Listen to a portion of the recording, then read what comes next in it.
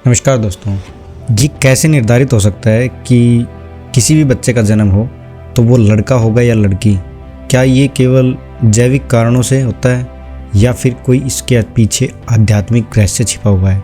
क्या हमारे पूर्व के जन्मों में संस्कार हमारे लिंग का निर्धारण करने में कोई भूमिका निभाते हैं?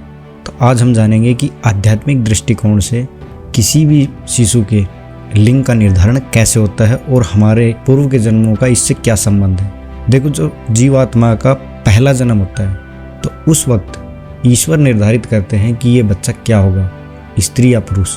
लेकिन ईश्वर के दृष्टिकोण से ये केवल एक माध्यम है।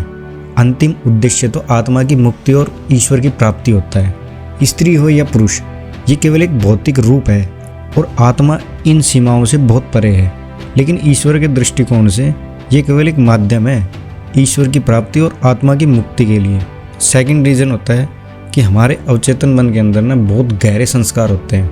अगर कोई व्यक्ति बार बार पुरुष के रूप में जन्म लेता है तो वह आगे भी पुरुष ही होगा जब तक कि उसके मन में स्त्री बनने की तीव्र इच्छा ना हो।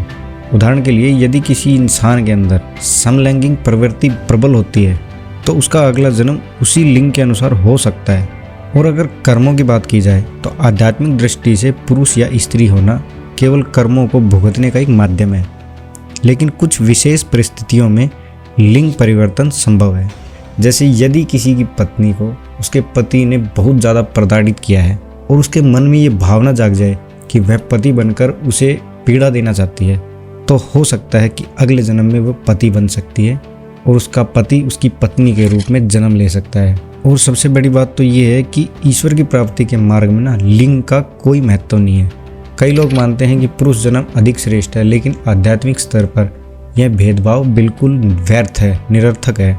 क्योंकि कुंडली शक्ति में दो धाराएं होती है, एक होती है चंद्र नाड़ी और एक सूर्य नाड़ी, स्त्री ऊर्जा और पुरुष ऊर्जा। जिस प्रकार एक पक्षी को उड़ने के लिए दो पंखों की आवश्यकता होती है, उसी प्रकार इस सृष्टि में संतुलन बनाए रखने के लिए स्त्री और पुरुष दोनों की समान भूमिका होती है। जीवन केवल पुरुष या स्त्री होने तक सीमित नहीं है। ये आत्मा की एक यात्रा है जो अनेक जन्मों से अलग अलग रूप धारण करती है।